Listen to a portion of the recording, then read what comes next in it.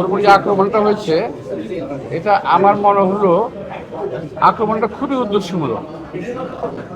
এটা আমার কাছে মনে হচ্ছে না যে এটা একটা মারামারির মধ্যে কিংবা পিটাপিটির মধ্যে ঘটনা ঘটে গেছে। আমরা তো জীবনে এই ধরনের বহু ঘটনা ফেস করেছি তো আমরা, কিন্তু এই ধরনের একটা অমানবিক মানে আঘাত ওর আমার মনে হয় গলার উপরের মাথার যে অংশটা, এটা বোধ হয় ভিতরে কী অবস্থায় আল্লাহ বলতে পারে। আমি শুধু দেখলাম যে যেটা রক্তপাত এখনো হচ্ছে মাঝে মাঝে নাক দিয়ে, তো অবস্থাটা খুব একটা ভালো আমার মনে হচ্ছে না।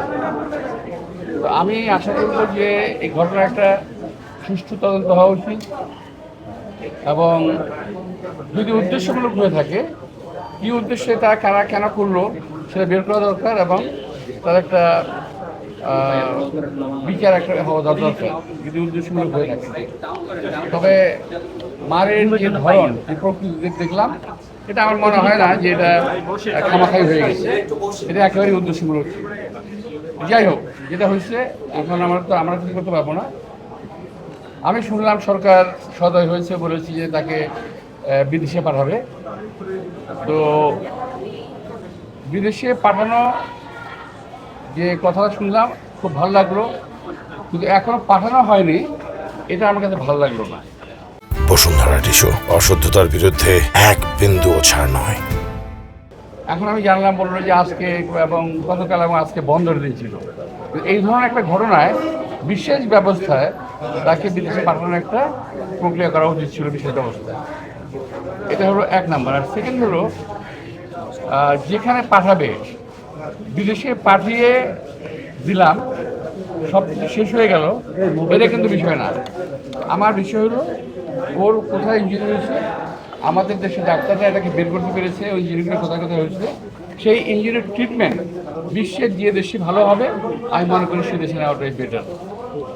ইতিপূর্বে আমাদের এক সময় রাশেদ খান মেনন, আসম আব্দুর রব, তাদেরকে বিদেশে পাঠানো হয়েছিল প্রক্রিয়া অনুযায়ী, এবং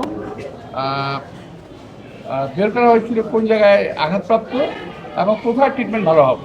বিদেশে পাঠিয়ে দিলাম কোথাও এক জায়গায়, তাহলে কিন্তু হবে না। যদি উদ্দেশ্য থাকে ভালো করার, তাহলে যেখানে ট্রিটমেন্ট করলে ভালো হবে সেখানে তাকে ট্রিটমেন্ট করতে দেওয়া হচ্ছে। অনেক ভালো ভালো জায়গা আছে। আমি যেটা আমার সাধারণ জ্ঞান, এই বয়স পর্যন্ত যেটা দেখেছি, আমি এই বয়সে এই ট্রিটমেন্টটা খুব প্রপারলি হবে যদি পশ্চাত্যের কোনো দেশে করা হয়।